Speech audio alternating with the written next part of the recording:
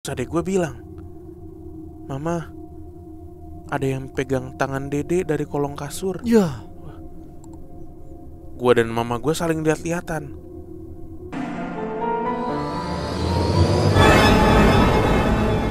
Assalamualaikum warahmatullahi wabarakatuh.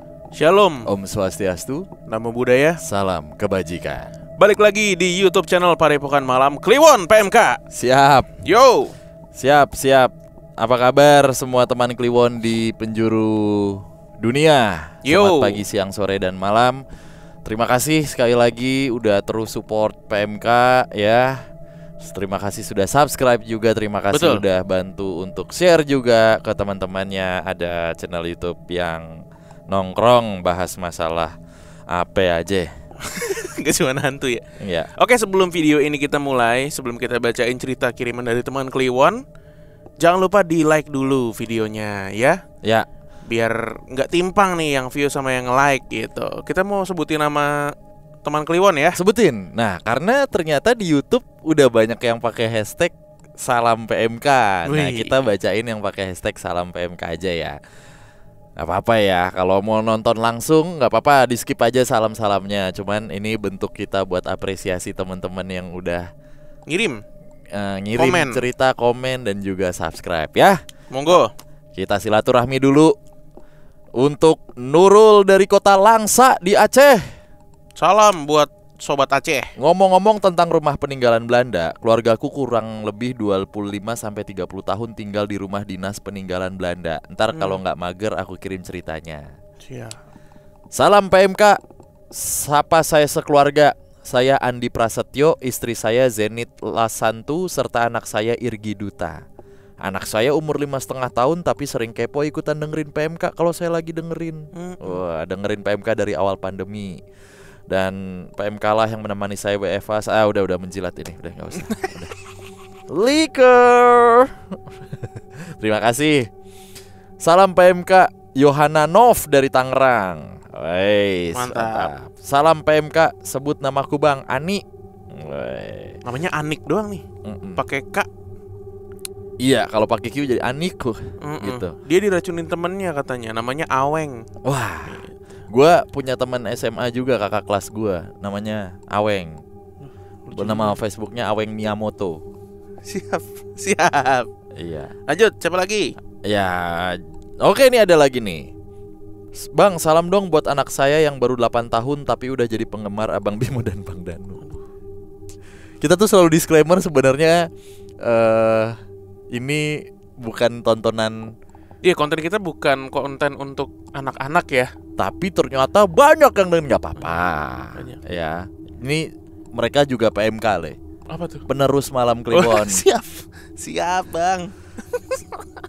Terus Namanya Atskia Raisa Husna dan kakaknya Aisyah Rafifatul Husna. Buat suami saya M Sambas yang diam-diam juga ikutan dengerin kalau saya lagi nyetel PMK. BTW usia ibu saya 67 tahun loh. Oh, ibunya juga. Oh, ibunya juga dengerin ya. Adiknya juga ada Iwan. Dah, Mas Danu sekarang. Oke, ini ada salam PMK lagi. Namanya Kikis Hardiana. Siap. Terus ada Naila Alhamid. Ada Yotalodon namanya. Terus ada Anggia Kendra. Salam dari Malang. Saya udah sukses menghatamkan semua edisi di Spotify dari bulan Maret tanggal 10 sampai 24 Juni 2022, pas ulang tahun saya. 300 episode. Anjir, berapa bulan nih? Maret, April, Mei, Juni. Oke, dan terakhir salam PMK dari Halimah Ayu ya. Siap. Oke. Oh, dari UAE hadir sambil nunggu maghrib juga ada. Itu selalu komen tuh yang dari UAE, dia tenaga kerja Indonesia di sana. Ya, itu tadi ya. Salam-salam dari teman Kliwon yang udah mampir di kolom komentar. Sekarang kita mau masuk ke cerita di video kali ini. Yuk. Ada sebuah cerita dari teman Kliwon di Tangerang. Wah. Halo Bang Bimo, Bang Danu, dan semua tim PMK. Semoga selalu dalam keadaan sehat ya. Amin. Nama gue Jen, ini nama yang disamarkan. Gue dari Tangerang. Gue mau cerita tentang pengalaman serem yang gue alami saat menginap di sebuah villa di puncak. Nama villa gue samarkan jadi Villa E ya, karena villa tersebut masih beroperasi sampai sekarang. Jadi di hari Jumat, tepatnya di tanggal berapa gue lupa, di bulan November tahun 2021. Sepulang kerja, gue langsung pergi ke Jakarta, ke rumah saudara gue untuk selanjutnya kami akan pergi liburan keluarga besar ke puncak. Sekitar jam 8 malam, kami berangkat dari Jakarta menuju ke puncak. Oh iya, di villa tuh sudah ada sebagian saudara lain yang udah di sana sejak Jumat pagi. Oke. Nah, gue ikut rombongan kedua. Gue jelasin dulu nih villanya. Jadi villa ini tuh 2 lantai dan punya banyak kamar. Cukup untuk keluarga besar gue yang berjumlah kurang lebih 35 orang, termasuk anak-anak kecilnya. Villanya ini cukup terurus, tetapi terlalu banyak minusnya. Seperti kamar mandi umum di lantai 1 tuh gak ada pintunya. Peralatan masak kayak panci, wajan itu gak ada. Kulkas TV rusak. Water heater juga gak berfungsi. Pelayanan si penjaga villa juga kurang baik. Wah, banyak ini minusnya. Singkat cerita, rombongan gue ini sampai di Villa E sekitar jam 12 malam. Saudara gue yang sudah lebih dulu sampai di villa udah tidur semua. Hanya ada 3 orang yang menunggu kami. Karena sudah terlalu lelah di jalan, gue langsung masuk ke kamar untuk ganti baju lalu tidur. Gue tidur di kamar pojok di lantai 1, dekat maksudnya dengan mama dan 2 adik gue. Bapak gue tidur di ruang tengah deket tangga. Saat gue bersiap untuk tidur, tiba-tiba ada suara seperti anak kecil yang sedang lari-lari di atas kamar gue. Awalnya gue pikir itu suara kucing atau tikus yang lagi lari-larian, ya seperti di plafon rumah lah. Tapi setelah gue pikir-pikir lagi, di atas kamar gue ini bukan plafon, melainkan langsung kamar-kamar di lantai 2. Gak mungkin lah ada tikus atau kucing yang lari-larian di lantai 2. Dan suara lari-larinya itu juga bener-bener mirip kayak suara anak kecil yang lagi main kejar-kejaran. Karena sudah terlalu capek pulang kerja, terus langsung lanjut ke puncak, gue memaksakan tidur dengan menyetel lagu dan pakai earphone waktu itu. Tapi samar-samar gue masih tetap dengar suara tersebut. Dan itu berlanjut sampai sekitar jam 3:30 subuh. Paginya sekitar jam 9, gue bangun tidur, langsung nanya ke mama tentang suara yang semalam gue dengar. Gue tanya, "Mah, semalam denger gak sih suara lari-larian di atas?" Mama gue jawab enggak. Padahal mama gue ini telinganya sensitif banget. Kalau lagi tidur ada berisik dikit aja, pasti dia langsung bangun. Oke lah, gue masih simpen cerita itu sendirian, karena gue gak mau dianggap yang sok horor atau gimana gitu. Karena kami masih bakal nginep di villa itu 1 malam lagi. Pagi sampai sore, acara-acara keluarga berjalan dengan lancar. Sampai setelah maghrib, gue, mama, dan adik gue yang berusia 6 tahun itu lagi duduk-duduk santai di kamar sambil beresin baju-baju kotor. Kami bertiga duduk di lantai, nyender di dipan kasur gitulah. Iya. Gue cerita-cerita ke mama tentang kejadian horor di kantor gue di hari Jumat sebelum nyusul ke villa. Jadi waktu mau sholat asar di kantor, teman gue namanya Caca, dia ngeliat kayak sosok cewek hitam ngintip dia lagi pipis di atas pembatas toilet gitu. Posisi sosok itu katanya kayak Spiderman lagi manjat tembok, muncul dari toilet pojok yang memang gak pernah dipakai. Nah, pas gue lagi cerita-cerita kayak gitu, adik gue yang umur 6 tahun ini tiba-tiba ngegeser posisi duduknya dengan muka yang ketakutan banget. Matanya udah berkaca-kaca kayak mau nangis. Terus adik gue bilang, "Mama, ada yang pegang tangan Dede dari kolong kasur." Ya. Gue dan mama gue saling lihat-lihatan. Terus mama gue nenangin adik gue dengan bilang, "Itu tangan mama tadi." Padahal jelas banget mama gue tuh lagi ngelipetin baju kotor. Setelah itu gue dan mama gue langsung bilang pelan-pelan, Udah, jangan ganggu. Besok juga pulang kok. Terus kita keluar kamar dan lanjut ke acara keluarga berikutnya. Kebetulan sepupunya mama gue ini punya kelebihan. Dia bisa ngelihat yang kebanyakan orang gak bisa lihat. Mama gue cerita tentang adik gue yang tangannya dipegang tadi. Terus sepupu mama gue ini bilang sambil senyum, emang agak jahil. Itu doang tuh. Malam kedua gue di villa itu bisa tidur dengan nyenyak. Gue gak dengar suara apapun lagi seperti malam sebelumnya. Nah, masuk hari terakhir di villa, ada lagi nih saudara yang nyusul ke villa. Beliau seorang ustadz. Waktu masuk villa, beliau langsung istighfar. Terus beliau menyuruh anaknya yang lagi hamil buat gak ditinggal sendirian. Setelah istighfar, beliau bisik-bisik ke istrinya. Banyak banget ini isinya, bukan kita doang. Hari terakhir di villa itu gak ada hal-hal mengganjal lagi yang kami alami. Atau lebih tepatnya yang gue alami. Setelah waktu zuhur kami pulang. Gue gak langsung pulang ke Tangerang. Gue dan keluarga gue istirahat dulu di rumah saudara di Jakarta. Lalu gue cerita ke saudara gue, sebut aja namanya Fahri. Kurang lebih begini percakapannya. Fahri, waktu malam pertama di villa, lu denger gak sih suara kayak anak kecil lari-larian di lantai atas? Fahri jawab nih, enggak, justru gue dengernya pas malam kedua. Atas kamar gue kan balkon ya. Kata gue, ini siapa sih lari-larian jam 12 malam?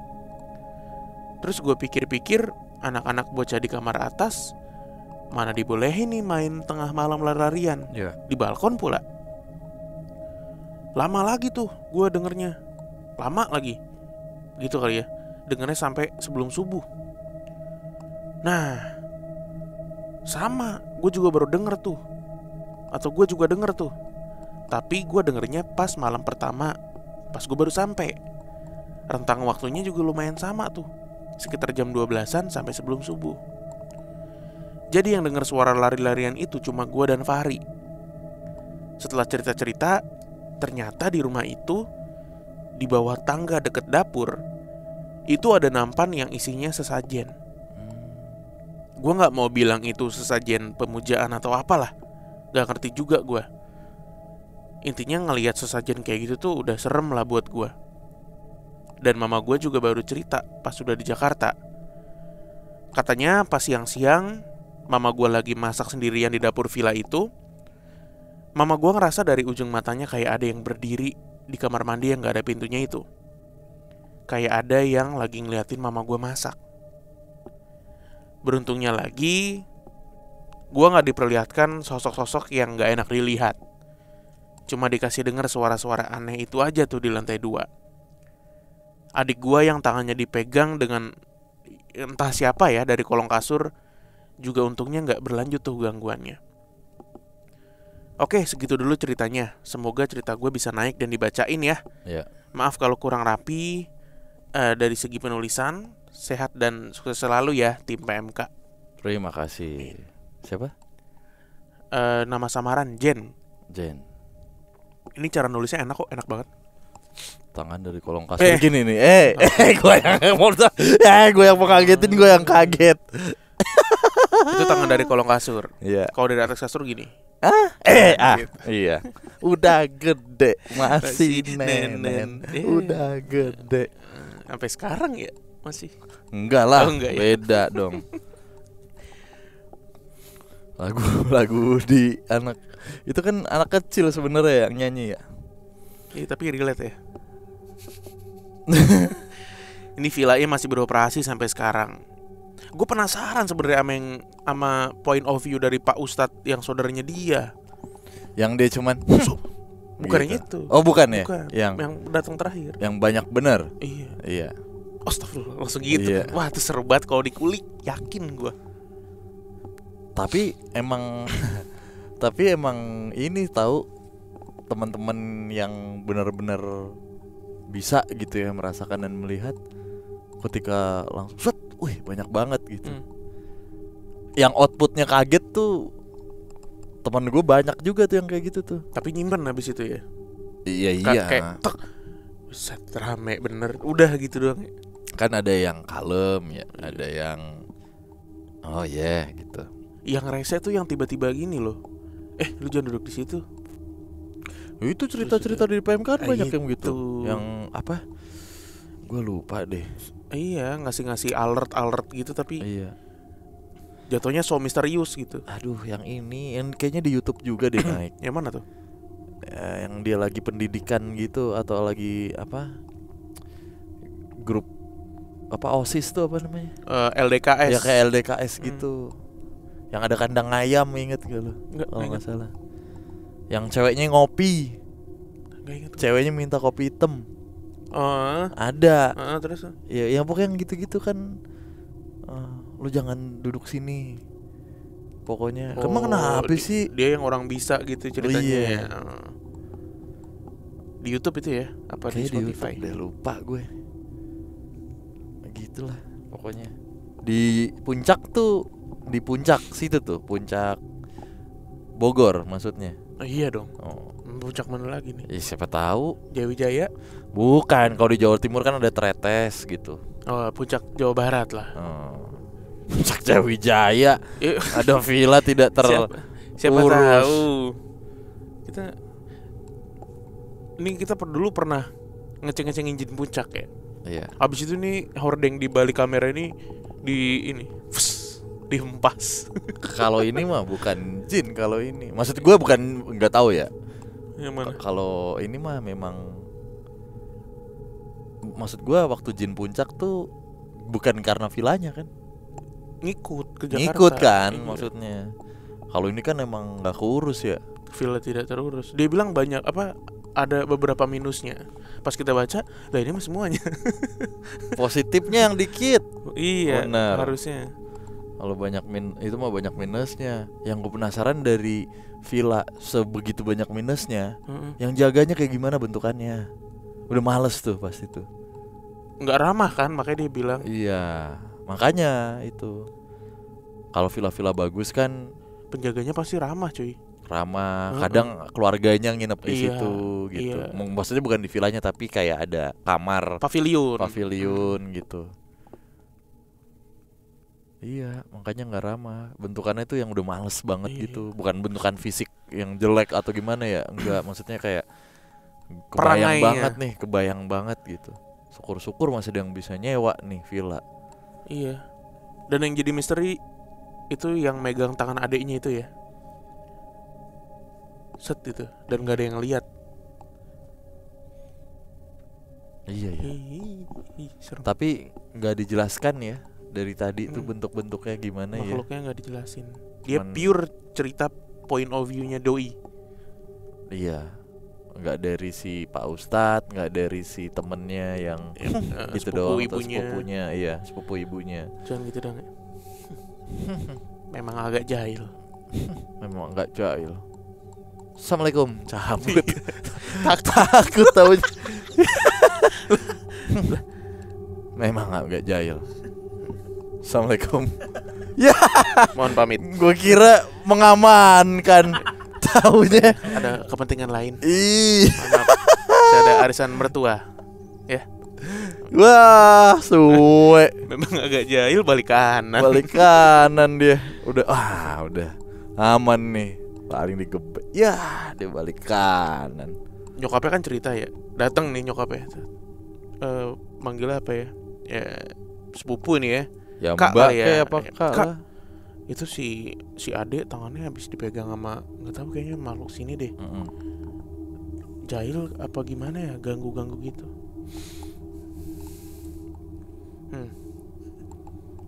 Memang agak jahil. Pamit kak.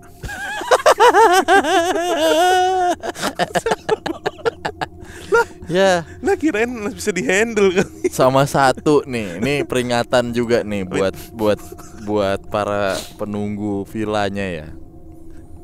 Yang lo dari tadi ganggu dan lo pegang-pegang nih ya, setan ya. Anak kecil. Betul. Ya. Adek nih.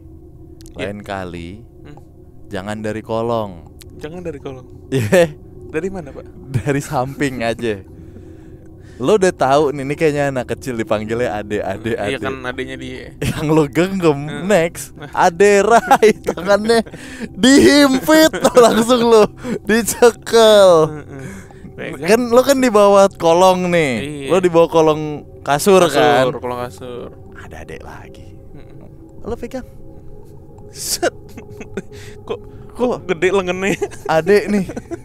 Silat. Ya, Ade Rai. Ini tangan kan nih ya?